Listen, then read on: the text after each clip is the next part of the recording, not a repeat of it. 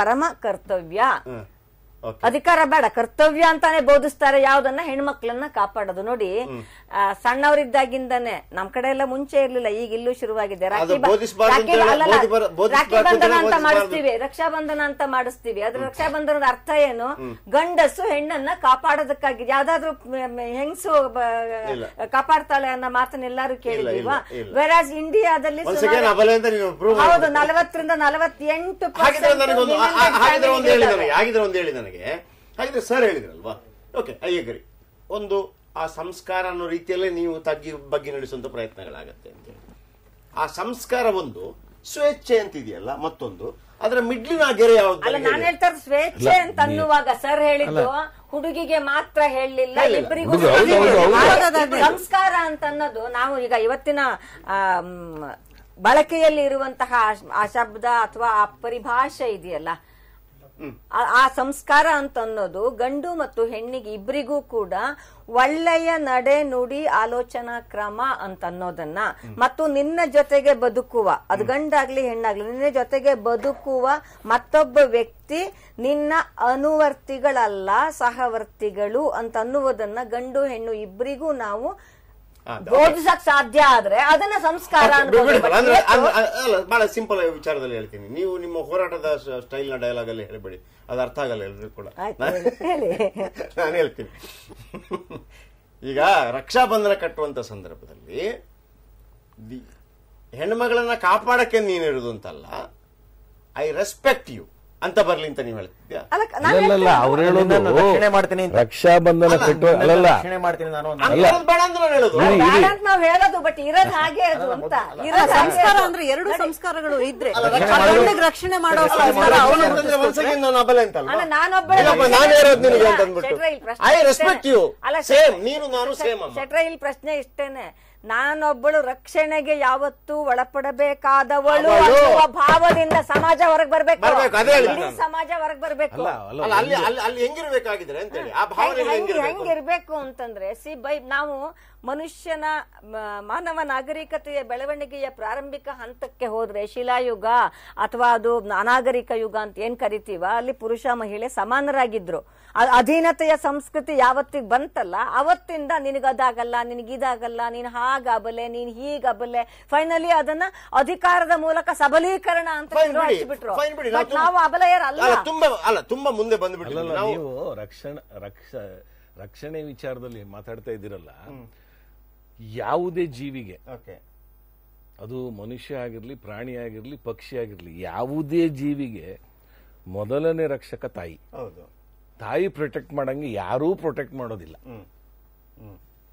ಅದರೊಳಗೆ ಮಹಿಳೆಗೆ ಪ್ರಾಶಸ್ತ್ಯ ಅಲ್ಲಿ. ಅಲ್ಲಿಂದ ನಮ್ಮ ಜೀವನ ಕ್ರಮ ಬದಲಾಗ್ತಾ ಬರ್ತದೆ.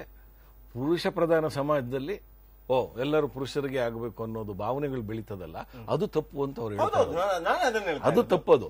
ಆದ್ರೆ ನಾವು ತಪ್ಪು ಅಂತ ಹೇಳ್ತೀವಿ ಸರ್, ನಾವು ತಪ್ಪು ಅಂತ ಹೇಳ್ತೀವಿ. ನನಗೆ ಆ ಗೆರೆ ಯಾವುದು ತಪ್ಪು ಅಲ್ಲ ಅಂತ ಹೇಳುವ. ಈಗ ಮೇಡಮ್ ಏನ್ ಹೇಳ್ಬೋದು, ನೋಡಿ ಇದಾಗ್ತಿರೋ ತಪ್ಪು, ಸರಿ, ತಪ್ಪನ್ನ ಸರಿಪಡಿಸ್ಕೊಳ್ಳುವ ಎಲ್ಲಿಂದ ಶುರು ಮಾಡಬೇಕು ನನಗೆ ಅರ್ಥ. ನೋಡಿ, ತಪ್ಪನ್ನು ಸರಿಪಡಿಸಕ್ ಶುರು ಮಾಡಬೇಕಾಗಿದ್ದು ನಮ್ಮ ಆಲೋಚನಾ ಕ್ರಮದಲ್ಲಿಯೇ ಬರ್ಬೇಕು ಅಂತ. ಅದಕ್ಕೆ ನೀವ್ ಹೇಳಿದ್ರಿ ನಮ್ಮ ದೇಶದ ಹೆಣ್ಣು ಮಕ್ಕಳ ಬಗ್ಗೆ ನೀವು ಮಾತಾಡಿದ್ರಿ. ಈಗ ನೇಪಾಳದ ಹೆಣ್ಣು ಮಗಳು ಧೈರ್ಯವಾಗಿ ಬಂದು ಹೇಳಿದಾಳೆ ಅಂತ. ನಮ್ಮ ದೇಶದಲ್ಲಿ ಒಂದು ಪ್ರಕರಣ ಇದೆ, ಐತಿಹಾಸಿಕ ಪ್ರಕರಣ, ಬನ್ವರಿಲಾಲ್ ಬನ್ವರಿ ದೇವಿ ಪ್ರಕರಣ. ಬನ್ವರಿ ದೇವಿ ಪ್ರಕರಣದಲ್ಲಿ ಆಕೆಯನ್ನ ಅವಳು ಶಿಶು ವಿವಾಹವನ್ನ ತಡೆಗಟ್ಟಿದ್ದಕ್ಕೆ ಆಕೆಯ ಮೇಲೆ ಒಂದು ಮೇಲ್ವರ್ಗದ ಜನ ಹೋಗಿ ದಬ್ಬಾಳಿಕೆ ಮಾಡಿ, ಹಲ್ಲೆ ಮಾಡಿ, ಅತ್ಯಾಚಾರ ಮಾಡ್ತಾರೆ. ಪ್ರಕರಣ ದಾಖಲಾಗೋದು ಎಷ್ಟು ಕಷ್ಟ ಆಗ್ತದೆ. ಆ ಗ್ರಾಮದ ಮುಖ್ಯಸ್ಥರ ವಿರುದ್ಧ ಪ್ರಕರಣಗಳು ದಾಖಲಾಗಬೇಕಾದ್ರೆ ಎಲ್ಲ ಸಾಮಾಜಿಕ ಹೋರಾಟಗಾರರು ಹೋಗಿ ನಿಂತು ಪ್ರಕರಣವನ್ನು ದಾಖಲು ಮಾಡ್ತಾರೆ, ವಿಚಾರಣೆ ನಡೀತದೆ. ಆಕೆ ಒಂದು ಗ್ರಾಮದ ಕೃಷಿ ಕಾರ್ಮಿಕನ ಪತ್ನಿ, ಅಂಗನವಾಡಿ ಕಾರ್ಯಕರ್ತೆ, ಸಾತಿ ಅನ್ನೋ ಒಂದು ಸಂಸ್ಥೆ ಜೊತೆ ಅಂಗನವಾಡಿ ಕಾರ್ಯಕರ್ತನೂ ಅಲ್ಲ, ಸಮಾಜ ಸೇವಕರು, ಸಾತಿ ಅಂತ, ಅದ್ರ ಜೊತೆ ಅವ್ರು ಕೆಲಸ ಮಾಡ್ತಾ ಇದ್ದವರು. ಒಂದು ಶಿಶು ವಿವಾಹನ ತಪ್ಪಿಸಿದಕ್ಕೆ ಆಕೆ ಮೇಲೆ ದೌರ್ಜನ್ಯ ನಡೀತದೆ, ಅತ್ಯಾಚಾರ ಆಗ್ತದೆ. ಆಮೇಲೆ ಎಲ್ಲ ಒತ್ತಡಗಳ ಮೇಲೆಲ್ಲ ಆರೋಪ ಪಟ್ಟಿಯನ್ನ ಸಲ್ಲಿಸ್ತಾರೆ. ಎಲ್ಲರೂ ಏನ್ ತಿಳ್ಕೊಂಡ್ಬಿಡ್ತಾರೆ, ಅವಳು ಬಂದು ಸಾಕ್ಷಿ ಹೇಳಲಿಕ್ಕೆ ಸಾಧ್ಯನೇ ಇಲ್ಲ, ಹೇಳೋದಿಲ್ಲ ಅಂತ. ಧೈರ್ಯವಾಗಿ ಸಾಕ್ಷಿ ಹೇಳ್ತಾಳೆ ಆಕೆ ಓದಿರೋದೇನು 4ನೇ ಕ್ಲಾಸೋ 2ನೇ ಕ್ಲಾಸೋ 3ನೇ ಕ್ಲಾಸೋ, ಧೈರ್ಯವಾಗಿ ಸಾಕ್ಷಿ ಹೇಳ್ತಾಳೆ. ಮೆಡಿಕಲ್ ಎವಿಡೆನ್ಸಸ್ ಇರ್ತದೆ, ಸರ್ಕಮ್ಸ್ಟಾನ್ಷಿಯಲ್ ಎವಿಡೆನ್ಸ್ ಇರ್ತದೆ, ಮತ್ತೆ ಯಾವುದೇ ಆರೋಪಿಗಳು ಬಿಟ್ಟು ಇನ್ಯಾರು ಐ ವಿಟ್ನೆಸ್ ಇರೋದಿಲ್ಲ. ನೆನ್ಪಿಟ್ಕೊಳ್ಳಿ, ಯಾವುದೇ ಪ್ರಕರಣದಲ್ಲಿ, ರೇಪ್ ಪ್ರಕರಣದಲ್ಲಿ ಆರೋಪಿಗಳನ್ನ ಅಲ್ಲ ಬೇಕಾಗಿಲ್ಲ, ಕಾನೂನಲ್ಲಿ ಬೇಕಾಗಿಲ್ಲ ಅಂತ ಇದೆ, ಕಾನೂನಲ್ಲಿದೆ, ಸುಪ್ರೀಂ ಕೋರ್ಟ್ ಜಡ್ಜ್ಮೆಂಟ್ಸ್ ಅಲ್ಲಿದೆ, ತೀರ್ಪುಗಳಲ್ಲಿದೆ, ಬೇಕಾಗಿಲ್ಲ ಅಂತ. ಸರ್ಕಮ್ಸ್ಟಾನ್ಷಿಯಲ್ ಎವಿಡೆನ್ಸ್, ಮೆಡಿಕಲ್ ಎವಿಡೆನ್ಸ್ ಇದೆಲ್ಲ ಇದ್ರೆ ಸಾಕು ಅಂತ ಹೇಳ್ತದೆ. ಪೂರಕ ಇದ್ರೆ ಆ ಹೆಣ್ಣು ಮಗಳು ಸಾಕ್ಷಿ ನೀಡ್ತಾಳೆ, ಗಂಡ ಸಾಕ್ಷಿ ನೀಡ್ತಾನೆ, ಕೇಸು ಖುಲಾಸೆ ಆಗ್ತದೆ. ಯಾವ ಕಾರಣಕ್ಕೆ ಖುಲಾಸೆ ಆಗ್ತದೆ ಅಂದ್ರೆ, ಆಕೆ ಮೇಲೆ ಅತ್ಯಾಚಾರ ಮಾಡಿರೋರು ಆ ಗ್ರಾಮದ ಪ್ರಮುಖರು, ವಯೋವೃದ್ಧರು, ಇವ್ರು ಮಾಡ್ಲಿಕ್ಕೆ ಸಾಧ್ಯ ಇಲ್ಲ. 5 ಕಾರಣಗಳನ್ನ ಹೇಳ್ತದೆ. ಒಂದು ಕಾರಣ ಮಾತ್ರ ಇಡೀ ಈ ವ್ಯವಸ್ಥೆಯ ಕರಾಳ ಮುಖಕ್ಕೆ ಅದು ಕನ್ನಡಿಯದು. ಏನಂತ ಹೇಳ್ತಾರೆ ಅಂದ್ರೆ, ಆ ಮೇಲ್ವರ್ಗದ ಜನ ಆ ಹೆಣ್ಣು ಮಗಳ ಮೇಲೆ ಅತ್ಯಾಚಾರ ಮಾಡಕ್ಕೆ ಸಾಧ್ಯನೇ ಇಲ್ಲ. ಯಾಕೆ ಅಂದ್ರೆ ಅಲ್ಲಿ ಶುದ್ಧಿಯ ವಿಚಾರ ಇದು ಏನು, ಹಿಂದೂ ಪರಂಪರೆಯಲ್ಲಿ ಮೇಲ್ಜಾತಿಯ ಜನ ಕೆಳಜಾತಿಯ ಜೊತೆಗೆ ಸಂಭೋಗದಂತಹ ಕ್ರಿಯೆಯನ್ನ ಮಾಡೋದಿಲ್ಲ ಅಂತ. ಅಗೇನ್ ನಾನು ಪ್ರಾರಂಭದಲ್ಲಿ ಹೇಳಿದ್ನಲ್ಲ ಜಯಪ್ರಕಾಶ್, ಕೆಳ ನ್ಯಾಯಾಲಯದಲ್ಲಿ ಊಟ ಮಾಡ್ತಾ ಇರಲಿಲ್ಲ ಅಷ್ಟೇ. ಕೇಳಿ ಕೇಳಿ ಕೆಳ ನ್ಯಾಯಾಲಯದಲ್ಲಿ ಬಂದಾಗ ಅಲ್ಲ, ಜಡ್ಜ್ಮೆಂಟ್ ಆತರ ಬಂದಾಗ ಅಲ್ಲ ನೋಡಿ, ಸಾಕ್ಷ್ಯಾಧಾರಗಳು ಸಾಕಾಗೋದಿಲ್ಲ, ಇನ್ನೊಂದು ಕಾರಣ ಕೊಟ್ಬಿಟ್ಟು ಖುಲಾಸೆ ಮಾಡಿದ್ರೆ, ನಿಮ್ಮ ಕಲ್ಪನೆಯಲ್ಲಿ ನೀವು ಖುಲಾಸೆ ಮಾಡ್ಲಿಕ್ಕೆ ಯಾವ ನ್ಯಾಯಾಧೀಶರಿಗೂ ಅಧಿಕಾರ ಇಲ್ಲ. ಸರ್, ಬಟ್ ಶಿವರಾಮ್ ಸರ್, ಇಲ್ಲಿ ಒಂದು ನಾನು ಪ್ರಾರಂಭದಲ್ಲೇ ಹೇಳಿದ್ನಲ್ಲ, ಕೆಳ ನ್ಯಾಯಾಲಯ ಅನ್ನುವ ಶಬ್ದವನ್ನ ಮತ್ತು ಉಚ್ಚ ನ್ಯಾಯಾಲಯ, ಸರ್ವೋಚ್ಚ ನ್ಯಾಯಾಲಯದವರಿಗಿದೆ ಅಂತ ನಾನು ಮುಂದಿನ ಹಂತದಲ್ಲಿ ಇದನ್ನು ಪ್ರಸ್ತಾಪ ಮಾಡ್ಲಿಕ್ಕೇನೆ. ನೋಡಿ, ಕೆಳ ನ್ಯಾಯಾಲಯದಲ್ಲಿ ಅವರಿಗೆ ಶಿಕ್ಷೆ ಆಗ್ತದೆ, ರಾಜಸ್ಥಾನ್ ಹೈಕೋರ್ಟ್ ಖುಲಾಸೆ ಮಾಡ್ತದೆ. ಅದಾದ್ಮೇಲೆ ನೋಡಿ, ಕೋರ್ಟ್ ಆಫ್ ರಾಜಸ್ಥಾನ್ ಅಂತ ಸುಪ್ರೀಂ ಕೋರ್ಟ್ ನ ಆದೇಶ ಬಂದು ಇವತ್ತು sexual harassment prevention and prohibition act 2013 ಅಂತ ಒಂದು ಕಾನೂನು ಬಂದ್ಬಿಡ್ತು. ಆದ್ರೆ ಬಾವ್ರಿ ದೇವಿ ಕೇಸು ಇವತ್ತಿಗೂ ಸುಪ್ರೀಂ ಕೋರ್ಟ್ ಅಲ್ಲಿ ಪೆಂಡಿಂಗ್ ಇದೆ, ಇವತ್ತಿಗೂ ಪೆಂಡಿಂಗ್ ಇದೆ ಸುಪ್ರೀಂ ಕೋರ್ಟ್. ಈಗ ಇಬ್ರು ಹೇಳ್ಬೇಕು, ಒಬ್ರು ನ್ಯಾಯದ ಮತ್ತೊಬ್ರು ಅಧಿಕಾರದ ಪೊಲೀಸ್ ಇದರಲ್ಲಿ ಇರೋ ಅಂತವ್ರು. ನ್ಯಾಯಾಲಯಗಳು ಹೇಳ್ತಾವಲ್ಲ, ಅವಳೊಬ್ಬಳ ಹೇಳಿಕೆ ಸಾಕು ಅಂತ. ಇಡೀ ಅಂದ್ರೆ ಸುಪ್ರೀಂ ಕೋರ್ಟಿನ, ಬಾಂಬೆ ಹೈಕೋರ್ಟಿನ, ದೆನ್ ಇನ್ಯಾವುದೋ ಒಂದು ಹೈಕೋರ್ಟಿನ 4 ತೀರ್ಪುಗಳನ್ನ ಸ್ವತಃ ನಾನೇ ನೋಡಿದ್ದೀನಿ. ಬೇರೆ ರೇಪ್ ಕೇಸಿಗೆ ಸಂಬಂಧಪಟ್ಟು ಮತ್ತೆ ಸ್ಟಡಿ ಮಾಡುವಾಗ ಸಂತ್ರಸ್ತೆಯ ಹೇಳಿಕೆ ಸಾಕು, ಬೇರೆ ಸಾಕ್ಷಿಗಳನ್ನ ಇನ್ನೊಂದನ್ನ ಕೇಳಬೇಕಾದ ಅಗತ್ಯ ಇಲ್ಲ ಅಂತ ಅನ್ನೋದನ್ನ ಸರ್ವೋಚ್ಚ ನ್ಯಾಯಾಲಯಗಳೇ ಹೇಳಿದಾವೆ. ಆದರೆ ಸಂತ್ರಸ್ತೆಯ ಹೇಳಿಕೆಯನ್ನ ಮಾತ್ರ ತಗೊಂಡು ಎಲ್ಲಾದ್ರೂ ನ್ಯಾಯ ಸಿಕ್ಕಿದ್ಯಾ ಅಂತ ಆತರ ಹೇಳಿಲ್ಲ, ಆತರ ನ್ಯಾಯಾಲಯಗಳು ಹೇಳಿಲ್ಲ. ಸಂತ್ರಸ್ತರ ಹೇಳಿಕೆ ಪ್ರಮುಖ, ಮುಖ್ಯ, ಅದಕ್ಕೆ ಪೂರಕವಾದ ಸಾಕ್ಷ್ಯಾಧಾರಗಳು ಇರಲೇಬೇಕು. ಅಲ್ಲ, ಈಗ ಬಾವಿದೇವಿ ಕೇಸ್ ಇವತ್ತಿಗೂ ಆ ಕೇಸಿನ ಕಾರಣದಿಂದಾಗಿ ಒಂದು ಕಾನೂನು ಕೂಡ ಜಾರಿಗೆ ಬಂದ್ಬಿಡ್ತು. ಆದ್ರೆ ಅವಳಿಗೆ ಇವತ್ತಿಗೂ ನ್ಯಾಯನೂ ಸಿಕ್ಕಿಲ್ಲ, ತೀರ್ಪು ಸಿಕ್ಕಿಲ್ಲ. ಅಷ್ಟೇ ಸಶಕ್ತಳು ಅವಳು. ಇವತ್ತು ಕೂಡ 2014 ಅಲ್ಲಿ ಇಂಟರ್ನ್ಯಾಷನಲ್ ವಿಮೆನ್ಸ್ ಡೇಗೆ ಗೆಸ್ಟ್ ಆಗಿ ಬಂದ್ಲು ಕರ್ನಾಟಕಕ್ಕೆ. ಮಂಗಳೂರಲ್ಲಿ ಪ್ರೋಗ್ರಾಮು, ಬೆಂಗಳೂರಿಗೆ ಬಂದು ಅತ್ಯಾಚಾರ ಆಗಿ ನಾನು ನೊಂದೆ ನಿಜ, ಆದ್ರೆ ಅದಕ್ಕಾಗಿ ಹತಾಶರಾಗಬೇಡಿ. ನನ್ನ ಪಾಯಿಂಟ್ ಬರ್ತೀನಿ. ಸಂತ್ರಸ್ತೆಯ ಸಾಕ್ಷ್ಯ ಇದೆಯಲ್ಲ, ಅದು ಅಷ್ಟು ಸಮಂಜಸವಾಗಿ ಬಂದಿರಬೇಕು. ನ್ಯಾಯಾಲಯದ ತುಲನೆಗೆ ಅದು ಹೊಂದಿಕೆ ಆಗಬೇಕು. ಸುಮ್ಮನೆ ಬಂದು ಹೇಳೋದು ಸಾಲದು, ಅದಕ್ಕೆ ಪೂರಕ ಸಾಕ್ಷ್ಯನೂ ಬೇಕಾಗುತ್ತೆ. ಫಾರ್ ಎಕ್ಸಾಂಪಲ್, ಈ ಹಾಲಿ ಏನು ಪ್ರಕರಣದಲ್ಲಿ ನಾವು ಕುಳಿತಿದ್ವಿ ಇದರಲ್ಲಿ ಎಷ್ಟು ಪೂರಕವಾದ ಸಾಕ್ಷ್ಯವನ್ನ ಕಲೆಕ್ಟ್ ಮಾಡಿದ್ವು ಅಂತ ಹೇಳಿದ್ರೆ, ಫಸ್ಟ್ ಒಂದು ಇನ್ಸಿಡೆಂಟ್ 9:30 ಆಗುತ್ತೆ. 9:30 ಏನು ಅವಳನ್ನ ಜೊತೆಯಲ್ಲಿದ್ದಂತ ಇವನಿಗೆ ಹೊಡೆದು ಅವಳನ್ನ ಹೊತ್ಕೊಂಡು ಹೋಗ್ತಾರೆ. ಹೆಚ್ಚು ಕಮ್ಮಿ ಕಿಲೋಮೀಟರ್ ಗಟ್ಟಲೆ ಹೊತ್ಕೊಂಡು ಹೋಗ್ತಾರೆ. ಹೊತ್ಕೊಂಡ 3 ಕಡೆ ಅವಳನ್ನ ರೇಪ್ ಮಾಡ್ತಾರೆ. 3 ಕಡೆ ರೇಪ್ ಮಾಡಿದ್ಮೇಲೆ ಅಲ್ಲಿಂದ ಅವಳ ಚಪ್ಪಲಿ ಹೊರಟೋಗಿರ್ತದೆ, ಅವಳದು ಸ್ವೆಟರ್ ಹೊರಟೋಗಿರ್ತದೆ, ತರ್ಚಲ್ ಗಾಯಗಳಲ್ಲಾಗಿರ್ತದೆ. ನಾನು ಮಾತಾಡಿದ್ದೀನಿ ಅವಳ ಹತ್ರ. ತುಂಬಾ ಸ್ಟ್ರಾಂಗ್ ಲೇಡಿ, ವಿಲ್ ಪವರ್ ಅಂತ ಲೇಡಿ, ಸುಸಂಸ್ಕೃತ ಒಂದು ಫ್ಯಾಮಿಲಿಯಿಂದ ಬಂದಂತ ಒಂದು ಹೆಣ್ಣು ಮಗಳು ಅವಳು. ಅವಳ ತಂದೆನೂ ಸಹ ಪ್ರಾಸಿಕ್ಯೂಟರ್ ಅಲ್ಲಿ UNOದಲ್ಲಿ, ವೆಲ್ ಎಜುಕೇಟೆಡ್ ಫ್ಯಾಮಿಲಿ. ಮಾತಾಡಿದ್ದೀನಿ. ಅವಳಿಗೆ ಏನಂತ ಈ ಪ್ರಕರಣದಲ್ಲಿ ಏನಾದರೂ ನನಗೆ ಅನ್ಯಾಯ ಆಗಿ ಶಿಕ್ಷೆ ಕೊಡಿಸಲೇಬೇಕು ಅಂತ ಒಂದು ಉದ್ದೇಶ, ಅಷ್ಟು ಸ್ಟ್ರಾಂಗ್ ವಿಲ್ ಪವರ್ ಇತ್ತು ಅವಳಿಗೆ. 3 ಕಡೆ ಅವರನ್ನು ರೇಪ್ ಮಾಡ್ತಾರೆ, 8 ಜನ. ನಂತರ ಅವಳನ್ನು 12ವರೆಗೆ ಅವಳನ್ನು ಕರ್ಕೊಂಡು ಬರ್ತಾರೆ, ರಸ್ತೆ ಹತ್ರ ಕರ್ಕೊಂಡು ಒಂದು 10 ರೂಪಾಯಿ ಕೊಡ್ತಾರೆ ಆಟೋ ಮಾಡ್ಕೊಂಡು ಹೋಗುವಂತ. ಬರ್ತಾಳೆ, ಬಂದ ಮೇಲೆ ಅವಳು ಅಸಹ್ಯವಾದಂಥ ಒಂದು ಪರಿಸ್ಥಿತಿಯಲ್ಲಿ ಇರ್ತಾಳೆ ಅವಳು. ಯಾಕೆಂದರೆ ಇವರು ಅವರ ಒಂದು ಯಾವ ರೀತಿಯಲ್ಲಿ ಇದ್ರು ಅಂತಲ್ಲ, ಒಂದು ಜನಗಳು ಹೆಚ್ಚು ಕಮ್ಮಿ ತಿಂಗಳಿಗೆ 1 ಸಾವಿರ 2 ಸಾವಿರ ಸ್ನಾನ ಮಾಡುವಂಥವ್ರು, ಆ ಟೈಪ್ನವರು. ಬಂದು ಅವಳೆಲ್ಲ ಸ್ನಾನ ಎಲ್ಲ ಮಾಡಿದಾಗ ಕೆಲವು ಅವಳಿಗೆ ಗೊತ್ತಿಲ್ಲದೇ ಕೆಲವು ಎವಿಡೆನ್ಸ್ಗಳೆಲ್ಲ ನಾಶವಾಗಿರ್ತದೆ.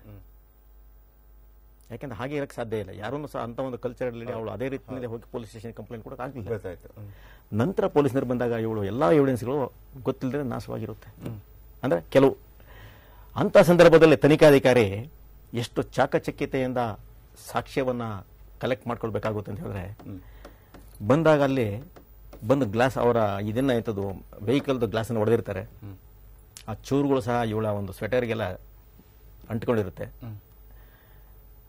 ನಂತರ ಅವಳನ್ನ ಅಲ್ಲಿ ಕರ್ಕೊಂಡು ಹೋಗ್ತಾರೆ, ಎಲ್ಲ ಮಾಡ್ತಾರೆ, ಸ್ಲಿಪ್ಪರ್ ಸಿಗುತ್ತೆ. ಅದಾದ ಮೇಲೆ ಯಾವಾಗ ಅಲ್ಲಿ ವೈಟಲ್ ಎವಿಡೆನ್ಸ್ ಏನಿತ್ತು ನನಗೆ ತಿಳಿದು ಬಂದಂತೆ ಅಲ್ಲಿ ಒಂದು ಕರ್ಚೀಫ್ ಸಿಗುತ್ತೆ. She was using that kerchief of and of. ಅದರಲ್ಲಿ ಇವ್ರದ್ದೆಲ್ಲ ಒಂದು ಸಾಕ್ಷ್ಯಾಧಾರ, ವೈಜ್ಞಾನಿಕ ಸಾಕ್ಷ್ಯಾಧಾರಗಳು ಸಿಗ್ತದೆ ಅದರಲ್ಲಿ. ನೋಡ, ಖರ್ಚು ಸಿಕ್ಕದೆ ಹೋಗಿದ್ರೆ ಭಾರಿ ಕಷ್ಟ ಆಯ್ತು ಪ್ರೂವ್ ಮಾಡೋದಕ್ಕೆ. ಓಕೆ ಎಸ್ ಮೇಡಮ್, ಈಗ ನಾನು ಗೀತಾ ಮೇಡಮ್ ಅವರು, ಈಗ ಇಲ್ಲಿ 2 ಪಾಯಿಂಟ್ಗೆ ನಾನು ಬರ್ತೀನಿ. ನಾನೊಂದು ಬ್ರೇಕ್ ತಗೊಳ್ತೀನಿ, ಅದಕ್ಕಿಂತ ಮೊದಲು ನಿಮ್ಮ ಹತ್ರ ಒಂದು ಮಾತಾಡ್ಕೊಂಡ್ಬಿಡ್ತೀನಿ. ಇಲ್ಲಿ ಬಾವರಿದೇವಿ ವಿಚಾರ ಎತ್ತಿದ್ದಕ್ಕೆ ನಾನು ಯಾಕೆಂದ್ರೆ ಒಂದು ಚರ್ಚೆಗಳು ಏನಾಗ್ಬಿಡುತ್ತೆ, ಆ ಚರ್ಚೆಗಳು ಮಾಡಿ ನಾವು ಹೊರಟೋಗ್ಬಿಡ್ತೀವಿ, ನಿಮ್ಮ ಮನಸ್ಸಲ್ಲಿ ಏನಿತ್ತು ಅದೇ ಮುಗಿದೋಗ್ಬಿಡುತ್ತೆ. ಹಂಗಾಗತ್ತೆ.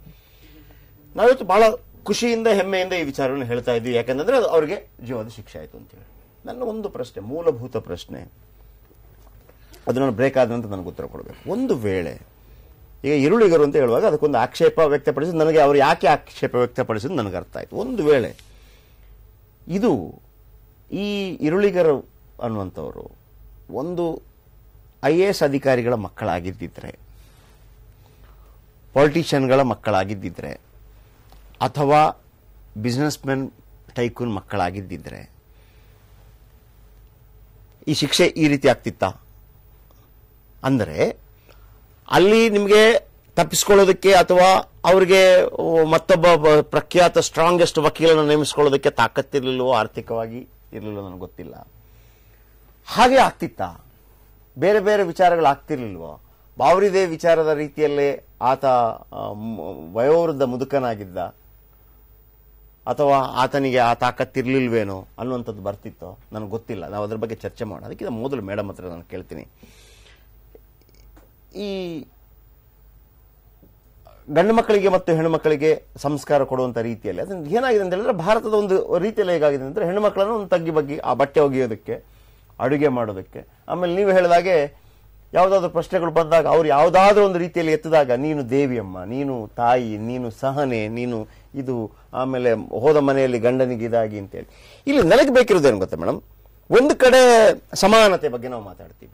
ಆ ಸಮಾನತೆಯಿಂದ ಬರುವಾಗ ನನಗೆ ಒಂದು ಡೌಟ್ ಬರುತ್ತೆ, ನೀವು ಇದಕ್ಕೆ ಉತ್ತರ ಕೊಡ್ಬೇಕು. ಆಮೇಲೆ ಸಮಾನತೆ ಬರುವಾಗ ಹೆಣ್ಮಕ್ಳು ಸಮಾನತೆ ಏನು, ಜೀನ್ಸ್ ಹಾಕ್ತೀವಿ, ಅರೆ ಇಲ್ಲ ನಾವು ಬೈಕಲ್ಲಿ ಹೋಗ್ತೀವಿ, ಅದು ಸಮಾನತೆ ಅಲ್ಲ, ಅದು ಯು ಆರ್ ಫಾಲೋವಿಂಗ್, ಏನು ಗಂಡು ಹುಡುಗರನ್ನ ಫಾಲೋ ಮಾಡ್ತಾ ಇದ್ದೀರಾ ನೀವು ಅಂತ. ನನಗೆ ಅದು ಬೇಡ, ಅದು ತಪ್ಪು ಕಲ್ಪನೆ, ಒಂದು ಸಮಾನತೆ ಅಂತ ಇಟ್ಕೊಳ್ಳಿ. ಇಲ್ಲಿ ಏನಾಗುತ್ತೆ, ಒಂದು ಕಡೆ ಎಸ್ ನನಗೂ ಸಮಾನ ಅವಕಾಶಗಳನ್ನು ಕೊಡಬೇಕು. ನಾನು ನಿಮ್ಮಿಬ್ಬರ ಹತ್ರ ಕೇಳುವಂತ ಪ್ರಶ್ನೆ ಅಂತಂದ್ರೆ, ಆ ಸಮಾನ ಅವಕಾಶ ಅಂತಂದ್ರೆ ಏನು? ಆ ಸಮಾನ ಅವಕಾಶದಲ್ಲಿ ಸ್ವೇಚ್ಛಾಚಾರ ಅಂದ್ರೇನು, ಸಮಾನ ಅವಕಾಶ ಅಂತಂದ್ರೆ ಅದೊಂದು ಕ್ಲಾರಿಟಿ ಬೇಕು ನನಗೆ. ಬೇಕಾಗ್ತದೆ.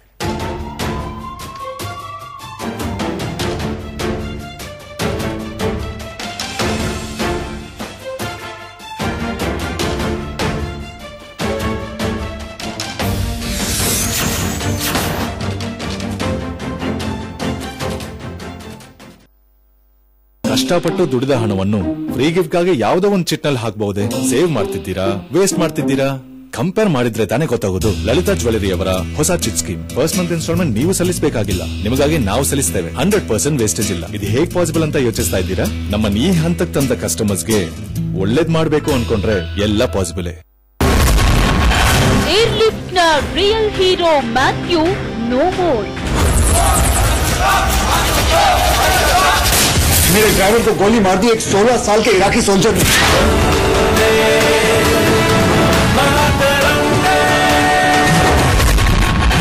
ಅಭಿಷೇಕ್ಗೆ ಗುಲಾಬ್ ಜಾಮೂನು ನೀಡಲು ಒಲ್ಲೆ ಅಂದ್ರ ಐಶ್.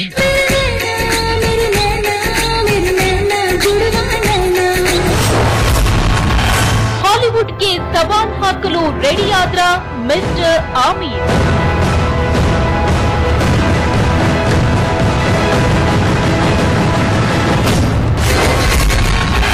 ಕಥೆ ಜಾಮೂನು.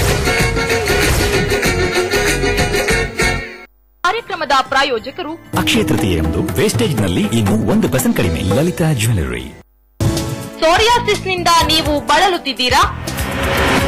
ಥೈರಾಯ್ಡ್ ಸಮಸ್ಯೆಯಿಂದ ನರಳುತ್ತಿದ್ದೀರಾ? ಮಂಜೆತನದ ಬವಣೆ ನಿಮಗೆ ಕಾಡುತ್ತಿದೆಯಾ? ಬೆನ್ನು ನೋವು ಶಮನ ಮಾಡಿಕೊಳ್ಳುವುದು ಹೇಗೆ? ನಿಮ್ಮೆಲ್ಲ ಆರೋಗ್ಯ ಸಮಸ್ಯೆಗಳಿಗೆ ಇಲ್ಲಿದೆ ಪರಿಹಾರ. ವೀಕ್ಷಿಸಿ ಡಾಕ್ಟರ್ ಸಮಯ ಪ್ರತಿದಿನ ಮಧ್ಯಾಹ್ನ 1:30ಕ್ಕೆ.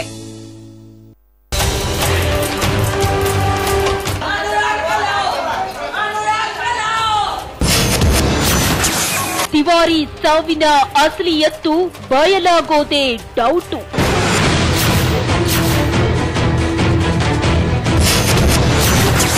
ಸತ್ಯ ಬಹಿರಂಗಕ್ಕೂ ಮೊದಲೇ ರಾಜಕೀಯ ದಾಳ ಉರುಳಿತು.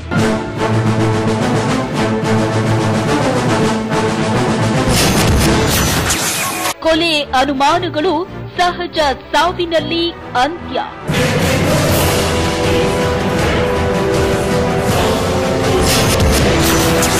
ಡಿಕೆ ರವಿ ಸಾವಿಗೂ ತಿವಾರಿ ಸಾವಿಗೂ ಸಾಮ್ಯತೆ ಏನು?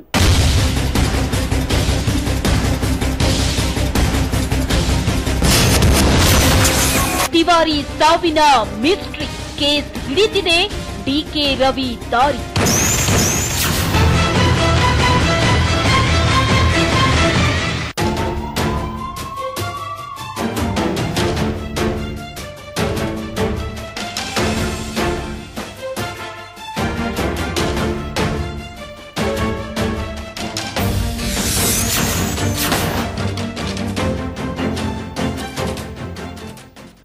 ಗಟ್ಟಿಗಿತ್ತಿ ಕಾಮಗಣ್ಣಿಗೆ ಎಚ್ಚರಿಕೆಯ ಪಾಠ. ನಿಜ, ಇವತ್ತು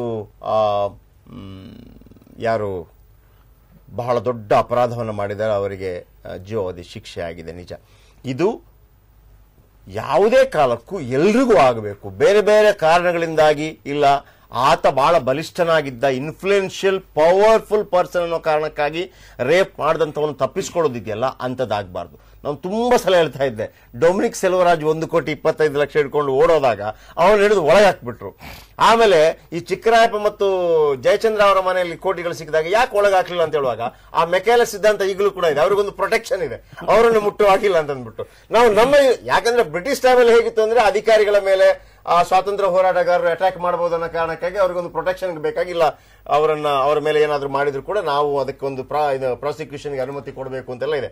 ಅದನ್ನು ಈಗಲೂ ಕೂಡ ನಾವು ಯೂಸ್ ಮಾಡ್ತಾ ಇದ್ದೀವಿ. ಇಲ್ಲಿ ನನ್ನ ಮುಖ್ಯವಾದಂತಹ ಪ್ರಶ್ನೆ, ಒಂದು ವೇಳೆ ಅವರಲ್ಲದೇ ಇದ್ರೆ, ಆ ಮರ ಕಡಿಯೋರು ಅಲ್ಲದೇ ಇದ್ದಿದ್ರೆ, ಅವರಿಗೊಂದು ಸ್ಟ್ರಾಂಗ್ ಆಗಿ ಯಾರಾದ್ರೂ ವಕೀಲರು ಅಥವಾ ಬ್ಯಾಕಪ್ ಮಾಡೋರು ಇದ್ದಿದ್ರೆ, ಅಥವಾ ಯಾರೋ ಒಬ್ಬ ಶ್ರೀಮಂತನ ಮಗ ಅಥವಾ ಒಬ್ಬ IAS ಅಧಿಕಾರಿಯ ಮಗ, ರಾಜಕಾರಣಿಯ ಮಗ ಈಗ ಆದಿದ್ರೆ ಇಷ್ಟು ಬೇಗ ಅದಕ್ಕೊಂದು ತೀರ್ಪು ಬಂದ್ಬಿಡ್ತಿತ್ತ, ಅಥವಾ ಇದು ಇನ್ನೂ ಕೂಡ ಸುಪ್ರೀಂ ಕೋರ್ಟ್ಗೆ ಹೋಗ್ಬೋದೇನೋ ಗೊತ್ತಿಲ್ಲ. ಅದಕ್ಕಿಂತ ಮೊದಲಿಗೆ ನನ್ನ ಪ್ರಶ್ನೆ, ಗೀತಾ ಅವರೇ, ಮನೆಯಲ್ಲಿ ನಾವು ಬೆಳೆಸುವಂತ ರೀತಿಯಲ್ಲಿ ಈಗ ಗಂಡು ಹೆಣ್ಣಿನ ವಿಚಾರಕ್ಕೆ ಬರೋಣ. ನಾವು ಅಣ್ಣ ತಮ್ಮಂದ್ರಲ್ಲಿ ಆ ಬದಲಾವಣೆಗಳನ್ನ ಮಾಡ್ತೀವಿ. ಹಾಗಿದ್ರೆ ಹೇಗೆ ಅವರನ್ನ ಯಾವ ರೀತಿ ನೋಡ್ಕೋಬೇಕು ಅಂತೇಳಿ, ನೀನು ಸಮ ನಾನು ಸಮ ಅಂತ ಇರುವಂತದ್ದು ನಿಜ, ಆದ್ರೆ ಪ್ರಾಕೃತಿಕ ಜೆಂಡರ್ ಕೂಡ ಇರುತ್ತೆ. ಒಂದು ಹೆಣ್ಣು, ಆಕೆ ಮಗುವಿಗೆ ಜನ್ಮ ಕೊಡ್ತಾಳೆ, ಮಗುವನ್ನ ಸಾಕ್ತಾಳೆ ಅನ್ನೋಂಥದ್ದು. ನಾವು ಆ ಸಮಾನತೆಯನ್ನು ಕೇಳ್ಕೊಂಡು ಹೋಗೋಕ್ಕಾಗೋದಿಲ್ಲ. ನೀವು ಮಗುವಿಗೆ ಜನ್ಮ ಕೊಡ್ತೀವಿ, ನಾನು ಕೊಡಬಲ್ಲೆ, ನಾನು ಬೇಕಿದ್ರೆ ಆಪರೇಷನ್ ಮಾಡಿಸ್ಕೊಳ್ಬೇಕು, ಇದೆಲ್ಲ ಒಂದು ವಿದಂಡವಾದಗಳು. ನಾನು ಯಾವಾಗ್ಲೂ ಅದಕ್ಕೆ ಸಮಾನತೆ ಅಂದ್ರೆ ತುಂಬಾ ಹಿಂದೆ ಒಬ್ರು ಹೇಳಿದ್ರು, 5 ಬೆರಳು ಸಮಾನ ಅಲ್ಲ, ಸೇರಿದ್ರೆ ಆಗೋ ಕೆಲಸ, ಮೇ ಬಿ ಅದು ವಿಷ್ಣುವರ್ಧನ್ ಮೂವಿ ಡೈಲಾಗ್ ಇರ್ಬೋದೇನೋ ಗೊತ್ತಿಲ್ಲ ನನಗೆ. ಬೇರೆ ಬೇರೆ ಇದ್ರೂನು ಆ ಬೆರಳು ಮಾಡೋ ಕೆಲಸ ಅದರ ಮುಖ್ಯ ಅದಕ್ಕೆ ಇದ್ದೇ ಇದೆ. ಸಮಾನತೆ ಅನ್ನೋದು ಗಂಡು ಮಾಡೋದು ಹೆಣ್ಣು ಮಾಡ್ಬೇಕು, ಹೆಣ್ಣು ಮಾಡೋದು ಗಂಡು ಮಾಡ್ಬೇಕು ಅನ್ನೋದು ಸಮಾನತೆ ಅಲ್ಲ. ನನ್ನ ಪ್ರಕಾರ ಅವರು ಯಾವುದನ್ನ ಮಾಡಬಲ್ಲರು ಅದನ್ನು ಮಾಡಕ್ ಅವಕಾಶ ಕೊಡು. ನೀನು ಡಾಕ್ಟರ್ ಆಗಿದ್ರೆ ಡಾಕ್ಟರ್ ಕೆಲಸ ಮಾಡ್ತಾ ಇರು, ಡಾಕ್ಟರ್ ಕೆಲಸ, ಇಂಜಿನಿಯರ್ ಆಗಿದ್ರೆ ಇಂಜಿನಿಯರ್ ಕೆಲಸ ಮಾಡ್ತಾ ಇರು. ಡಾಕ್ಟರ್ ಆಗಿ ಬಂದವ ಇದು ಡಾಕ್ಟರ್ ಇಂಜಿನಿಯರ್ ಇದ್ದಂಗೆ, ಒಬ್ಬ ಗಂಡು ಡಾಕ್ಟರ್ ಒಬ್ಬ ಇಂಜಿನಿಯರ್ ಅಂತ ಹೇಳಿ ನೀನು ಅದನ್ನು ಬೈಪಾಸ್ ಮಾಡ್ಕೋಬೇಡ. ಅಲ್ಲ, ಏನ್ ಗೊತ್ತಾ, ಅದು ಸಮಾನತೆ ವಿಚಾರದಲ್ಲಿ ಏನಾಗ್ತಾ ಇದೆ ಅಂದ್ರೆ ಎಲ್ಲಾ ವೃತ್ತಿನ ಎಲ್ಲ ಕೆಲಸಗಳನ್ನ ಒಂದು ಪ್ರೀತಿಯಿಂದ ವಿಶ್ವಾಸದಿಂದ ನೋಡಿದಾಗ ಆ ಸಮಾನತೆ ನ್ಯಾಚುರಲ್ ಆಗಿ ಬರುತ್ತೆ. ಈ ಗೃಹಿಣಿಯರಿಗೆ ನನಗೆ ಮೊದಲಿಂದ ನಾನು ಯಾವಾಗ್ಲೂ ಈ ವಿಷಯ ಇದೊಂದು ಸ್ಮಾಲ್ ಆಗಿ ಮೆನ್ಷನ್ ಮಾಡ್ಬಿಟ್ಟು ಹೊರಡ್ಬಿಡ್ತೀನಿ. ಅವಳು ಮಾಡೋ ಕೆಲ್ಸನ್ನ ಕೀಳು ಅನ್ನೋದನ್ನ ಅವಳ ತಲೆನಲ್ಲೇ ತುಂಬಿರೋದ್ರಿಂದ ಅವಳು ಅಡಿಗೆ ಮಾಡ್ತಾ ಇದ್ರೆ, ಮನೆ ನೋಡ್ಕೋತಾ ಇದ್ರೆ ನಾನೆಲ್ಲೋ ಕಮ್ಮಿ ಕೆಲಸ ಮಾಡ್ತಾ ಇದ್ದೀನಿ, ನಾನು ಹೊರಗೆ ಹೋದ್ರೆ ಮಾತ್ರ ನಾನು ಸಮಾನಳಾಗ್ತೀನಿ ಅನ್ನೋ ಭಾವನೆನಲ್ಲಿ ಅವಳು ಉತ್ತಿದಾಗ ಬೆಳಗ್ಗೆ 6 ಗಂಟೆಯಿಂದ ಎದ್ದು ಅಡಿಗೆ ಕೆಲಸ ಚಾಕಿರಿ ಮಾಡಿದ್ರೆ ಅದು ಚಾಕಿರಿ ಆಗೋಗ್ಬಿಡುತ್ತೆ. ನೀವು ಹೊರಗಡೆ 10 ಗಂಟೆಯಿಂದ ಕೆಲಸ ಶುರು ಮಾಡಿದ್ರೆ ನೀವು ಅದೇ ಅದು ಉದ್ಯೋಗ ಆಗತ್ತೆ. ಈ ಆರ್ಥಿಕ ಇದನ್ನ ಯಾವಾಗ ಎಲ್ಲ ಕೆಲಸಕ್ಕೂ ಅದನ್ನ ಸೇರಿಸಿದಾಗ ಅದಕ್ಕೆ ಇನ್ನೊಂದು ಹುಚ್ಚಾಗಿ ಶುರು ಆಗಿತ್ತಲ್ಲ, ಮನೆಯಲ್ಲಿ ಗೃಹಿಣಿ ಕೂಡ ಸಂಬಳ ಕೊಡ್ಬೇಕು ಅನ್ನೋ ಕೂಡ ಒಂದು ಮಾತಾಯ್ತು. ಅಂದ್ರೆ ಎಲ್ಲಾನು ನಾವು ದುಡ್ಡು ಕಾಸಿಂದ ಆಗ್ಲಿ, ಜೊತೆಗೆ ಒಂದು ಕೆಲಸ ಹೆಚ್ಚು ಒಂದು ಕೆಲಸ ಕಮ್ಮಿ ಅನ್ನೋ ದೃಷ್ಟಿಯಿಂದ ಆಗ್ಲಿ, ಹೆಣ್ಣು ಕಮ್ಮಿ ಗಂಡು ಹೆಚ್ಚು ಅನ್ನೋ ದೃಷ್ಟಿ, ಆ ಮನೋಭಾವಗಳು ಬದಲಾಗದೆ ಮನೆಯಿಂದನೇ ಶುರು ಆಗ್ಬೇಕು. ನಾನು ಯಾವಾಗ್ಲೂ ಹೇಳೋದೇನೆ, ದ ಫಸ್ಟ್ ಬೇಸಿಕ್ ಒಂದು ಸಂಸ್ಕೃತಿ ಹಾಗೂ ಸಮಾಜದ ಬೇಸಿಕ್ ಏನಪ್ಪಾ ಅಂದ್ರೆ ಒಂದು ಫ್ಯಾಮಿಲಿ, ಸಂಸಾರ.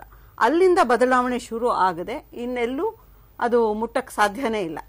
ಒಂದು ಹೆಣ್ಣಿಗೆ ಹೆಂಗೆ ನೀನು ಹುಷಾರಾಗಿರು ಅಂತೀವೋ ಇವಾಗ ಗಂಡಿಗೂ ಹೇಳ್ಬೇಕಾಗತ್ತೆ. ಯಾಕಂದ್ರೆ ಗಂಡಿಗೆ ರೇಪ್ ಆಗದೆ ಇರ್ಬೋದು, ಅವನನ್ನ ರೇಪ್ ಮಾಡೋನವನಲ್ವಾ, ಅಲ್ಲ ಮಾಡೋನು ಅನ್ನೋದು ಎಲ್ಲ ಗಂಡಿಗೂ ಹಂಗ ಮಾಡಕ್ಕಾಗಲ್ಲ. ರೇಪ್ ಒಂದು ಹೇಳ್ಬಿಡ್ತೀನಿ, ಕೇಸ್ ಬಗ್ಗೆ ನಾವು ಫೈಟ್ ಮಾಡಿದಾಗ ನಮ್ಮ ಹಿಂದೆ ಸುಮಾರು ಜನ ಗಂಡಸರು ಇದ್ದಾರೆ. ನಾವ್ ಅದನ್ನ ಒಪ್ಲೇಬೇಕು. ನಾವ್ ಅದನ್ನ ಹೆಣ್ಮಕ್ಳೆಲ್ಲ ಅಬಲೆಯರು ಅನ್ನೋದು ಹೆಂಗೆ ಸುಳ್ಳೋ, ಗಂಡು ಮಕ್ಕಳೆಲ್ಲ ರೇಪಿಸ್ಗಳು ಅಷ್ಟೇ ಸುಳ್ಳು. ಗೀತಾ, ನಾನು ಹಾಗೆ ಹೇಳಲಿಲ್ಲ. ನಾನು ಹೇಳ್ತಾ ಇರೋದೇನಂದ್ರೆ ಮಾಡೋರಲ್ಲ ಅಂದ್ರಲ್ಲ, ಹಾಗಲ್ಲ. ಅಂದ್ರೆ ಒಬ್ಬ ಗಂಡಸಿಗೆ ಕೊಡಬೇಕಾಗಿರುವಂತಹ ಎಚ್ಚರಿಕೆಯ ನುಡಿಗಳು ಅಂದ್ರೆ ನೀನು ಯಾವತ್ತೂ ಕೂಡ ನನ್ನ ಮಗನಿಗೆ ನಾನು ಹೇಳ್ಬೇಕಾದ ಬುದ್ಧಿ, ನನ್ನ ಮಗಳಿಗೆ ಹೇಳ್ತೀನಲ್ಲ ಎಚ್ಚರಿಕೆಯಿಂದ ಇರು ಅಂತ ಹೇಳುವಾಗ ನನ್ನ ಮಗನಿಗೂ ಎಚ್ಚರಿಕೆಯಿಂದ ಇರು, ಎಲ್ಲೂ ಅತಿಕ್ರಮ ಮಾಡಬೇಡ. ನಾನು ಹೇಳ್ತಾ ಬುದ್ಧಿ ಅತ್ಯಾಚಾರಿಗಳು ಅಂತ ಖಂಡಿತ ನಾನು ಯಾವತ್ತೂ ಹೇಳೋದಿಲ್ಲ, ಅದು ನನ್ನ ಅಭಿಪ್ರಾಯವೂ ಅಲ್ಲ, ಹಾಗಾಗಿ ತಪ್ಪರ್ಥ ಮಾಡ್ಕೋಬೇಡಿ. ನಾನು ಹೇಳಿದ್ದು ಎಚ್ಚರಿಕೆಯಿಂದ ಇರು ಅನ್ನುವ ಮಾತು ನಿನ್ನ ದೇಹ ನಿನ್ನ ವ್ಯಕ್ತಿತ್ವದ ಬಗ್ಗೆ ನಿನಗೆ ಎಚ್ಚರಿಕೆ ಇರಲಿ ಅಂತ ಮಗಳಿಗೆ ಬುದ್ಧಿವಾದ ಹೇಳುವಾಗ ಮಗನಿಗೆ ಹೇಳುವ ಎಚ್ಚರಿಕೆ ನೀನ್ ಯಾವತ್ತೂ ಕೂಡ ಅತಿಕ್ರಮಿಸಕೂಡದು. ಅದೇ ನಾನು ಶುರು ಮಾಡಿದ್ದು, ಒಂದು ಫ್ಯಾಮಿಲಿಯಿಂದ ಶುರು ಆಗ್ಬೇಕು. ತಪ್ಪಾಗಿ ಅರ್ಥೈಸ್ಬೇಡಿ, ನೀವು ಮಾಡೋನಲ್ಲ ಅಂದಿದ್ದಕ್ಕೆ ನನ್ನ ತಕ್ಷಣ ಅದು ಹೇಳಿದ ಅಷ್ಟೇನೆ. ಹಂಗೇಳಿದ್ರೆ ನಾವು 3 ಜನ ಆರೋಪಿಗಳಾಗ್ತೀವಿ. ಇಲ್ಲ, ಖಂಡಿತ ಇಲ್ಲ. ಇಲ್ಲ, ನಾನು ಎಲ್ಲದಕ್ಕೂ ಒಂದು ಅದೇ ಇದೆಲ್ಲ ಈ ಜನರಲೈಸ್ಡ್ ಇದರಿಂದ ಆಚೆ ಬಂದು ನೀವು ಇದಕ್ಕೆ ಹೋಗಕ್ಕಿಂತ ಮುಂಚೆ, ಬ್ರೇಕಿಗೆ ಹೋಗಕ್ಕಿಂತ ಮುಂಚೆ ಸಮಾನತೆ ಬಗ್ಗೆ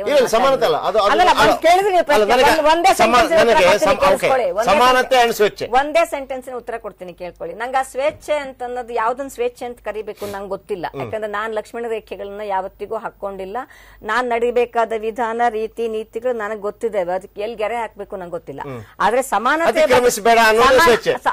ನನ್ನ ಮೇಲೆ ಅತಿಕ್ರಮಿಸಬೇಡ, ನಾನ್ ಯಾರ ಮೇಲೂ ಅತಿಕ್ರಮಿಸೋದಿಲ್ಲ, ನೀ ನನ್ನ ಮೇಲೆ ಅತಿಕ್ರಮಿಸಬೇಡ. ಗಂಡು ಮಗನಿಗೆ ಇನ್ನೊಬ್ಬರ ಮೇಲೆ ಅತಿಕ್ರಮಿಸಬೇಡ ಅಂತನ್ನುವಾಗ ಇನ್ನೊಬ್ಬರ ದೇಹ ಇರ್ಬೋದು, ಇನ್ನೊಬ್ಬರ ಸಂಪತ್ತಿರ್ಬೋದು, ಇನ್ನೊಬ್ಬರ ಆಸ್ತಿ ಇರ್ಬೋದು, ಇನ್ನೊಬ್ಬರ ಯಾವುದೇ ಸ್ಪೇಸ್ ಇದೆಯಲ್ಲ ಅದನ್ನ ಅತಿಕ್ರಮಿಸ, ಹೆಂಡತಿ ಜೊತೆಗೆ ಕೂಡ ಅತಿಕ್ರಮಿಸಬೇಡ ಅಂತ ನನ್ನ ಮಗ ಇದ್ದು ನನ್ನ ಮಗನಿಗೆ ಹೇಳ್ತೀನಿ ನಾನು. ನೀವು ಡ್ರೆಸ್ ಬಗ್ಗೆ ಒಂದು ಮಾತಾಡಿದ್ರೆ ಸಮಾನತೆ ಅಂತಂದ್ರೆ ಪ್ಯಾಂಟ್ ಹಾಕೊಂಡ್ಬಿಟ್ರೆ ಸಮಾನತೆ ಆಗೋಗ್ತದ, ಅದಾಗಬಾರ್ದು ಅಂತ ನಾನು ಹೇಳ್ತಾ ಇರೋದು. ಅಲ್ಲ, ನಾನು ಹೇಳ್ತಾ ಇರೋದು ನನ್ನ ಮೇಲೆ ತುಂಬಾ ಆರೋಪ ಮಾಡ್ತಾ ಇದ್ದೀನಿ. ಖಂಡಿತ ಇಲ್ಲ, ಇದು ಸಮಾನತೆ ಇಲ್ಲ, ಖಂಡಿತ ಹೇಳ್ತಾ ಇರೋದು ನಾನು. ಈಗ ನೀವು ಹಾಕಿಕೊಳ್ಳುವ ಹಾಗೆ ಪ್ಯಾಂಟ್ ಹಾಕೊಂಡು ನಾನು ಹೋಗ್ಬೇಕು ಅಂತ ನನಗನ್ನಿಸ್ತದೆ. ಅದು ನಾನು ಉಡುವ ಹಾಗೆ ಸೀರೆ ಉಡಬೇಕು ಅಂತ ನಿಮ್ಗೆ ಅನಿಸೋದಿಲ್ಲ. ನಾನು ಗಂಡನ್ನ ಅನುಕರಿಸ್ತಾ ಇದ್ದೀನಿ ಅನ್ನುವ ಭಾವ ಇತ್ತಲ್ಲ. ನೋಡ್ರಿ, ಈ ಸೀರೆ ಇದೆಯಲ್ಲ ತುಂಬಾ ಕಂಬರ್ಸಮುರಿ. ನೀವು ಪ್ಯಾಂಟ್ ಹಾಕೊಂಡು ಸುಖವಾಗಿ ಬೀಡ್ ಬಿಸಾಡಿಯಾಗಿ ಓಡಾಡ್ತಾ ಇರ್ತಿರ್ಲಿ, ನನಗೂ ಹಾಗೆ ಇರ್ಬೇಕು ಅಂತ ಆಸೆ. ಹಾಗಾಗಿ ಅದು ಗಂಡಿನ ಡ್ರೆಸ್ ಅಂತ ನಾನು ಪರಿಗಣಿಸೋದಿಲ್ಲ. ಅದು ಒಂದು ಕನ್ವೀನಿಯಂಟ್ ಆಗಿರುವಂತಹ ಸಹಜವಾಗಿ ಯಾವುದೇ ತೊಂದರೆ ಇಲ್ಲದೆ ನಾನು ನಿರಾತಂಕವಾದಂತಹ ಉಡುಪು, ಅದು ಗಂಡಸಿನ ಉಡುಪು ಅಂತ ನಾನು ಹೇಳೋದಿಲ್ಲ.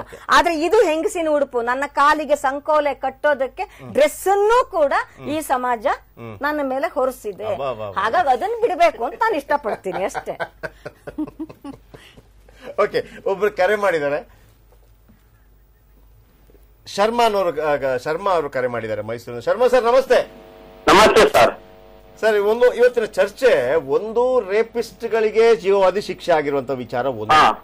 ಇನ್ನೊಂದೇನಂತಂದ್ರೆ ಇದು ಹೇಗೆ ಅಂತಂದ್ರೆ, ಓಕೆ, ಇನ್ನೊಂದು ರೇಪ್ ಆಯ್ತು ಶಿಕ್ಷೆ ಆಯ್ತಾ ಇಲ್ವಾ, ಇನ್ನೊಂದು ರೇಪ್ ಆಯ್ತು ಶಿಕ್ಷೆ ಆಯ್ತಾ ಇಲ್ವಾ, ಈ ರೇಪ್ಗಳಿದೆಯಲ್ಲ ಅದನ್ನ ಒಬ್ಬ ಇದೊಂದು ನಾನು ಮಾಡ್ತಿರೋದು ಬಹಳ ತಪ್ಪು, ನಾನು ಇದನ್ನ ಮಾಡ್ಲೇಬಾರ್ದು. ಫಾರ್ ಎಕ್ಸಾಂಪಲ್, ಒಂದು ಸಿಗ್ನಲ್ ಅಲ್ಲಿ ತುಂಬಾ ಸಲ ಹೇಳಿದೀನಿ, ಒಬ್ಬ ಕಾನ್ಸ್ಟೇಬಲ್ ಇದ್ದಾನೆ ಅನ್ನೋ ಕಾರಣಕ್ಕಾಗಿ 100 ರೂಪಾಯಿ ಫೈನ್ ಕೊಟ್ಟಿದ್ರೆ ಆಗೋಗ್ಬಿಡುತ್ತೆ ಸಿಗ್ನಲ್ ಜಂಪ್ ಮಾಡಿ. ಆದ್ರೆ ಒಬ್ಬ ಕಾನ್ಸ್ಟೇಬಲ್ ಪಾಪ ಸಳಕಲ್ಲಿ ಇರ್ತಾನೆ, ಆತ ಅಲ್ಲಿ ನಿಂತಿದ್ದಾನೆ ಅನ್ನೋ ಕಾರಣಕ್ಕಾಗಿ ನಾವು ಯಾವುದೇ ಕಾರಣಕ್ಕೂ ಆ ಸಿಗ್ನಲ್ ಜಂಪ್ ಮಾಡಕ್ ಹೋಗಲ್ಲ. ಆ ಮನೋಭಾವನೆ ನಮ್ಮಲ್ಲಿದೆ ಅಂತ ಹೇಳುವಾಗ ಈ ರೇಪ್ ವಿಚಾರದಲ್ಲಿ ಯಾಕೆ ಬರಲ್ಲ ನಮಗೆ? ಸರ್ ಒಂದ್ ಮಾತಾಡೋದ? ಹೇಳಿ ಸರ್. ಹಲೋ, ಹೇಳಿ ಸರ್. ಈಗ ಒಂದ್ ಮಾತು ಹೇಳ್ತೀನಿ ನೋಡಿ ಸರ್. ಈಗ ಶ್ರೀಮಂತರು ಹೆಣ್ಣಿಗೆ ಸತ್ರು ಅನ್ನಂಗೆ ಸರ್. ಈಗ ಹೆಂಗ್ ಹೇಳಿ, ಶ್ರೀಮಂತರು ಹುಡುಗಿರು MG ರೋಡ್ ಅಲ್ಲಿ ಇಲ್ಲ ಒಳ್ಳೊಳ್ಳೆ ರೋಡ್ಗಳಲ್ಲಿ ಅರ್ಧ ಬಟ್ಟೆ ಹಾಕ ನೋಡಾಡ್ತಾರೆ ಸರ್. ಅವ್ರಿಗೆ ಏನೋ ಅವ್ರ ತಂದೆ ಸುಖ ಕೋಟಿ ಇಟ್ಟಿರ್ತಾರೆ, ಒಂದು ಫೋನ್ ನೋಡಿದ್ರೆ ಕಾರ್ ಬರುತ್ತೆ ಕರ್ಕೊಯ್ತದೆ. ನಮ್ಮಂತ ಬಡವ್ರ ಹೆಣ್ಮಕ್ಳದ್ದು ಹೇಳಿ ಗಾರ್ಮೆಂಟ್ಸ್ ಹೋಗ್ಬೇಕು, ಇದಿರುತ್ತೆ ಕೆಲ್ಸ, ಮತ್ತೆ ಓಟಿ ಮಾಡಿದ್ರೆ ಇನ್ನೊಂದ್ 2,000 ಜಾಸ್ತಿ ಸಿಗುತ್ತೆ. ರಾತ್ರಿ 9 ಗಂಟೆ ಬರ್ತಾರೆ ನಮ್ ಬಡವ್ರ ಹೆಣ್ಮಕ್ಳು, ನಮ್ಮ ಅಕ್ಕ ತಂಗಿಂದ್ರು. ಈ ಹುಡುಗಿರುಗಳು ಮೈ ತುಂಬಾ ಬಟ್ಟೆ ಹಾಕಲಕ್ಕಿಲ್ಲ, ಹೆಂಗೋ ಬಂಗೋ ಬರ್ತಾರೆ, ಅವ್ರ ಅಪ್ಪ ಬರ್ತಾನೆ. ನಮ್ಗೆ ನಮ್ ಅಕ್ಕ ಫೋನ್ ಮಾಡ್ದ, ನಮ್ ತಂಗಿ ಫೋನ್ ಮಾಡ್ದಂದ್ರೆ ನಾ ಸೈಕಲ್ ಎತ್ಕೊ ಓಡೋಕಾಗಿದ್ ಆಗುತ್ತಾ? ಮತ್ತೆ ಇನ್ನೊಂದು ಸರ್ ಏನಾಗಿದೆ ಅಂದ್ರೆ, ಭಾರತ ಇಡೀ ವರ್ಲ್ಡ್ ಅಲ್ಲಿ ಎಲ್ಲಿದೆ ಸರ್? ಇರೋದು ಒಂದೇ ಭಾರತ. ಹಿಂದೂ ಧರ್ಮ ಇರೋದು ನಮ್ ದೇಶದಲ್ಲಿ ಮಾತ್ರ. 100 ರೂಪಾಯಿ ಗಂಟೆ ಅಲ್ಲಾಡ್ಸ್ರ ಸಾಕು, ಒಳಗಡೆ ಬಿಡ್ತಾನೆ. 7 ರೂಪಾಯಿ ಕಾಯಿನ್ ಹಾಕಿದ್ರೆ ನಿಮ್ಗೆ ಧೂಪನೇ ಇಲ್ಲ ಹೋಗಪ್ಪ ಅಂತಾನೆ. ಓಕೆ, ಇಲ್ಲಿ ಈಗ ಒಂದು ಚರ್ಚ್ಗೆ ಹೋಯ್ತಿವಿ, ಅಲ್ಲಿ ಹೇಳ್ಕೊಡ್ತಾರೆ ಏನಂತ, ಹಿಂಗ್ ಮಾಡ್ಬಾರ್ದು, ಹೆಣ್ಣಿಗೆ ಮರ್ಯಾದೆ ಕೊಡ್ಬೇಕು ಅಂತ. ಒಂದು ಇದು ಮಸೀದಿಗೆ ಹೋಯ್ತಾರೆ, ಅಲ್ಲೂ ಏನಂತಾರೆ ಹೇಳಿ, ಎಲ್ಲಂದಿಗೂ ಒಂದು ಇದಿರ್ಬೇಕು, ಒಳ್ಳೆತನ ಮಾಡ್ಬೇಕು ಅಂತ ಎಲ್ಲ ಹೇಳ್ಕೊಡ್ತಾರೆ. ನಮ್ಮ ಹಿಂದೂ ಧರ್ಮದಲ್ಲಿ ಯಾಕಿಲ್ಲ? ಇವರೆಲ್ಲ ಮಾಡಿರೋ ಹಿಂದೂಗಳೇ ತಾನೆ. ಜಾತಿ ಗೀತಿ ವಿಷಯ ಬೇಡ ನಂಗೆ ಮಾತಾಡ್ತಾ ಇರೋದು. ಎಲ್ಲರ ಮನೆ ಭಗವದ್ಗೀತೆ ಓದಿಸ್ಬೇಕು, ಮತ್ತೆ ಒಂದು ಗಣೇಶನ ಹಬ್ಬ ಮಾಡಿಸ್ತಾರೆ. ಮನೇಲಿ ಹೇಳಿದ್ರೆ ಆಯ್ತು, ನಿಮ್ಮ ಮಗನಿಗೆ ನಿಮ್ಮ ಮಗಳಿಗೆ ಹೇಳಿಕೊಟ್ರೆ ಆಯ್ತು. ನೀವು ಯಾವುದೇ ಧರ್ಮವನ್ನು ಅದಕ್ಕೆ ಕಾಯ್ಬೇಕಾಗಿಲ್ಲ. ಅದಕ್ಕೆ ಧರ್ಮ ಅಲ್ಲ ಸರ್, ಅದು ಹೇಳ್ಬೇಕು. ನಿಮ್ಮ ಮಗನಿಗೆ ಮತ್ತು ಮಗಳಿಗೆ ಮನೇಲಿ ಏನ್ ಹೇಳ್ಕೊಡ್ತೀರಿ ನೀವು? ಸರ್ ನಮ್ಗೆ ಇನ್ನು ಸ್ಟೂಡೆಂಟ್, ನಾನು ಈಗ 28, ಇನ್ನು ಮದ್ವೆ ಆಗಿಲ್ಲ. ಓಕೆ, ಈಗ ನಾನು ಸರ್ MG ರೋಡ್ ಹೋಯ್ತಾ ಇರ್ತೀನಿ, ಅರ್ಧ ಬರ್ಧ ಸರ್ 8 ಜನ ಹುಡುಗಿರು ಶ್ರೀಮಂತರು ರಿಚ್, ಅದಕ್ಕೆ ನಮ್ ಮುಂದೆ ಹಂಗ ಹೋಯ್ತಾರೆ. ಅಲ್ಲ ಅದಕ್ಕೆ ನೋಡಿ ನಮಗೆ ನಾಚಿಕೆ ಆಗುತ್ತೆ ನಮ್ಗೇನೆ. ಕರೆಕ್ಟ್, ಅದು ಬಟ್ಟೆ ಹಾಕೋದೇ. ಈಗ ಒಂದ್ ನಿಮಿಷ ಈಗ ನೀವೇನ್ ಮಾಡ್ಬೇಕು ಗೊತ್ತಾ ಶರ್ಮಾ ಅವರೇ, ಅಲ್ಲಿ ಹೆಣ್ಮಕ್ಳು ಹೋಗ್ತಾ ಇದಾರಲ್ವಾ, ಗಂಡು ಮಕ್ಕಳು ಆ ಕಡೆಗೆ ಹೋಗ್ಬಾರ್ದು, ಹೆಣ್ಣು ಮಕ್ಳು ಎಂಜಾಯ್ ಮಾಡ್ಕೊಳ್ಳಿ ಏನ್ ಬೇಕಿದ್ರು ಅಂತ. ಸರ್ ಇಲ್ಲ, ತಪ್ಪು. ಅವ್ರು ಫೈನ್ ಹಾಕಿಸ್ಬೇಕು, ಅವರು ಗೌರ್ಮೆಂಟ್ ಕಾನೂನು ತರ. ನೀವು ನೋಡ್ಬೇಡಿ, ಹೆಣ್ಮಕ್ಳು ಮೈ ತುಂಬಾ ಬಟ್ಟೆ ಹಾಕತಾರೆ, ನೀವು ನೋಡ್ಬೇಡಿ. ಗಾರ್ಮೆಂಟ್ಸ್ ಹೋಗ್ತಾರೆ, ನಮ್ಮ ಹೆಣ್ಮಕ್ಳು ಬರೋದು 8 ಗಂಟೆ ರಾತ್ರಿ ಆಗುತ್ತೆ, ಅವ್ರು 5 ಗಂಟೆಗೆ ಕಾರ ಸೇರಿಸೇ ಕೊಟ್ಟೈತಾರೆ. ನಮ್ಮ ಹೆಣ್ಮಕ್ಳು ಯಾರು ಬರ್ಬೇಕು ಹೇಳಿ? BMTC ಬಸ್ ಅವ್ರಿಗೆ ಅರ್ಥ ಆಗಲ್ಲ. ಶರ್ಮಾ ಅವರೇ, ಹೇಳಿ. ಬಟ್ಟೆ ಹಾಕೋದು ನಮ್ಮ ಹಕ್ಕದು. ನಾವ್ ಯಾವ ತರ ಬಟ್ಟೆ ನೀವು ಅದೆಲ್ಲ ಅಲ್ಲಲ್ಲ. ಹೆಣ್ಣು ಮಕ್ಕಳಿಗೆ ಬಟ್ಟೆ ನೋಡಿ, ಗೋವಾದಲ್ಲಿ ಅತಿ ಕಡಿಮೆ ಬಟ್ಟೆ ಹಾಕುವಂತ ಪ್ರದೇಶ ನಮ್ಮ ದೇಶದಲ್ಲಿ ಇರೋದು. ನಮ್ಮ ದೇಶದಲ್ಲೇನು, ನಾವು ಪ್ರಪಂಚದ ಯಾವುದೇ ಜಾಗ ಇದು ಸ್ಥಳ ನೋಡಿರ್ಬೋದು, ಗೋವಾದಲ್ಲಿ ಹಾಕೋದು ಅತಿ ಕಡಿಮೆ ಬಟ್ಟೆ. ಆದ್ರೆ ನಮ್ ದೇಶದಲ್ಲಿ ಅತಿ ಕಡಿಮೆ ರೇಪ್ ಆಗುವಂತ ಪ್ರದೇಶ ಎದುರಿಸ್ತೀವಿ. ಮೈ ತುಂಬಾ ಚೂಡಿದಾರ ಹಾಕೋ, ಜಲ್ದಿ ಮನೆ ಬರೋದ್ ಕಲಿ, ಮೊಬೈಲ್ ನ ಸ್ವಿಚ್ ಆಫ್ ಮಾಡಬೇಡ, ಗಾರ್ಮೆಂಟ್ಸ್ ಕೆಲಸ ಮಾಡು. ಸರಿ ಸರ್, ಓಕೆ. ಈಗ ಓಕೆ, ಬೇಡ ಅದನ್ನು ನಾನು ಹೇಳಿ. ಈಗ ಶರ್ಮಾ ಅವರೇ, 80 ವರ್ಷದ ಮುದುಕಿ ಮೇಲೆ ಅತ್ಯಾಚಾರ ಆಯ್ತು, 3 ತಿಂಗಳ ಮಗುವಿನ ಮೇಲೆ ಅತ್ಯಾಚಾರ, 3 ತಿಂಗಳ ಮಗುವಿನ ಮೇಲೆ ಅತ್ಯಾಚಾರ ಆಯ್ತು. ನಿಮಗೆ ಏನ್ ಅನ್ಸುತ್ತೆ 80 ವರ್ಷದ ಮುದುಕಿಯನ್ನು ನೋಡಿದಾಗ ಅರ್ಧಂಬರ್ಧ ಬಟ್ಟೆ ಹಾಕಿದ್ರು ಅಂತ ನೀವು ಆ ವ್ಯಕ್ತಿ ಅತ್ಯಾಚಾರ ಮಾಡಿರ್ಬೋದಾ? ಮಾತಾಡ್ತೀವಿ ಸರ್. 70 ವರ್ಷದ ಮುದುಕಿ ಮೇಲೆ ಅತ್ಯಾಚಾರ ಆಯ್ತು, ಅದೆಲ್ಲ ನೋಡ್ದೇವ್ರೆ ಸರ್. ನಮ್ದ್ರಲ್ಲಿ ಇಷ್ಟು ಇದು ಭಾರತ ಅಲ್ಲ, ಅದು ಡ್ರೆಸ್ ಹೇಳಿ ನನಗೆ, ಯಾಕಾಯ್ತು ಹೇಳಿ ನನಗೆ, ಅದೆಲ್ಲ ಯಾಕಾಗತ್ತೆ ಹೇಳಿ ನನಗೆ, ಯಾಕಾಗತ್ತೆ ಹೇಳಿ. ಓಕೆ ಸರ್, ಅಲ್ಲಿ ಓಕೆ ಅಲ್ಲ, ನೋ ನಾಟ್ ಓಕೆ. ನೀವು ನೋಡಿ, ನಿಮ್ಮ ಮಾನಸಿಕವಾಗಿ ನಾವು ಕರೆಕ್ಟ್ ಆಗಿರ್ಬೇಕು. ನೀವು MG ರೋಡ್ ಹೋದಾಗ ನಿಮ್ಗೆ ಏನ್ ಅನಿಸ್ತು ಆ ಹೆಣ್ಮಕ್ಳನ್ನ ನೋಡಿದಾಗ? ಸರ್ MG ರೋಡ್ ನಾನು